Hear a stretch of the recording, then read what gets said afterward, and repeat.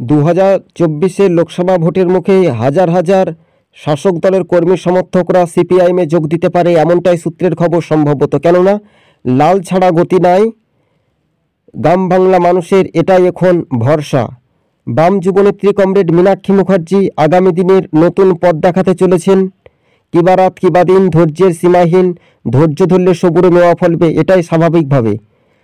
স্বপ্ন হয়েছিল কল্পনা, জেগেছি তবু, আশায় আছে ভরসা, লালের ওপর শেষ সাক্ষী রাখবে বাংলার জনগণ। বাম যুবনেত্রী কমরেড মীনাক্ষী মুখার্জির হাত ধরতে চলেছেন, শুধু সময়ের অপেক্ষা। ঘরের ছেলে ঘরেই ফিরবেন।